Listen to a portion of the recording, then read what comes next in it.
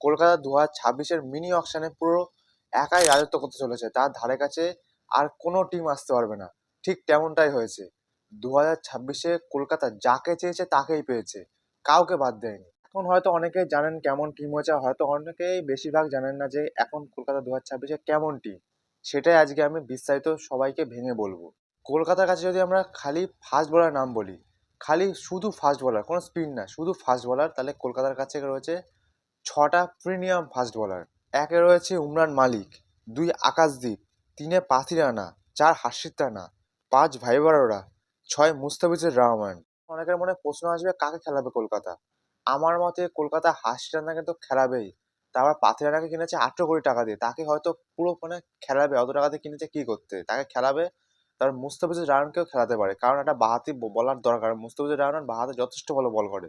ভাইবারারা হয়তো এবার চান্স পাবে, কারণ আগের বারই দেখেছি ভাইবারা অতটা ভালো বল করতে পারছিল না, মার খাচ্ছিল। এবার হয়তো বেঞ্চে বসতে পারে, মাঝে মাঝে খেলবে, কিন্তু প্রতিটা ম্যাচ হয়তো নাও খেলতে পারে। কিন্তু এই তিনজন বলার যাদের নাম বললাম তারা হয়তো প্রতিটা ম্যাচ কন্টিনিউ করবে। আর স্পিন ডিপার্টমেন্টে সুনীল নারিন আর হচ্ছে বরুণ চক্রবর্তী পুরো কনফার্ম খেলবে, তাদের ক্ষেত্রে কোনো সন্দেহ নেই। আসল কথা হচ্ছে কলকাতার ব্যাটিং অর্ডার কি হচ্ছে।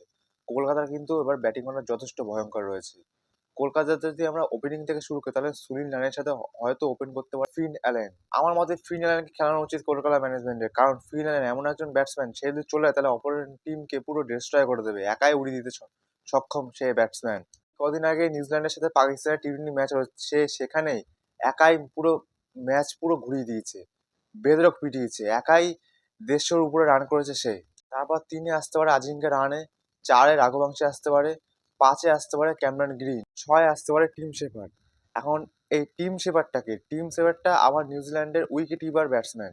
Team shepherd lower order finisher batsman, সেও কিন্তু ভয়ঙ্কর, পুরো ভয়ঙ্কর ব্যাটসম্যান। সেও যদি চলে যায় আর টিকতে হবে না। এই কদিন আগে যে বিগ ব্যাশ লিগ হলো, সেখানে কিন্তু এই টিম শেফার্ড খেলছে, সেখানে কিন্তু সে পুরোপুরি ভয়ঙ্কর ফর্মে ছিল, অপর টিমকে পুরো ডিস্ট্রয় করে দিচ্ছিল। আর সামনেই আইপিএল আসছে, টিম শেফার্ড যদি এরকমই ফর্মে থাকে তাহলে কলকাতার জন্য অনেক ভালো হবে। তারপরে আসবে রিঙ্কু সিং, তারপরে আরেকটা যে প্রশ্ন বিষয় রামানদীপ আছে, এবার পাওয়ালের মধ্যে একজনের খেলানো উচিত। আমার মতে রামানদীপ আগের বার যে ফর্মে ছিল তাকে বসিয়ে পাওয়ালকে খেলানো উচিত। পাওয়াল কিন্তু যথেষ্ট ভালো ব্যাটসম্যান, আগের বার ঠিক মতো চান্স পায়নি, তাই যদি পাওয়াল যদি একবার চলে যায় সেও কিন্তু অপর টিমকে ডিস্ট্রয় করে দেবে। এক কথায় কলকাতার বোলিং আর ব্যাটিং দুর্দান্ত, অনেক অপশন রয়েছে। একটা প্লেয়ার যদি 2-3টে ম্যাচ ফ্লপ খেলে, তাকে বসিয়ে অন্য প্লেয়ার খেলানো উচিত। এখন এটাই দেখার বিষয় কলকাতা কি করে। তার নতুন স্পন্সর হচ্ছে ভিডা। কলকাতার জার্সিটা যেখানে লেখা থাকে ড্রিম 11, এটা থাকবে না, এখানে লেখা থাকবে ভিডা নিউ জার্সি। আর কলকাতার ক্যাপ্টেন হয়তো আজিঙ্কা রানাই থাকবে। আশা রাখছি কেকেআর ম্যানেজমেন্ট যদি ঠিকঠাক করে টিম পরিচালনা করে, তাহলে হয়তো 2026-এ আরেকটা কাপ কলকাতার নামে আসতে পারে। আপনার কি মতামত কমেন্টে অবশ্যই জানাবেন।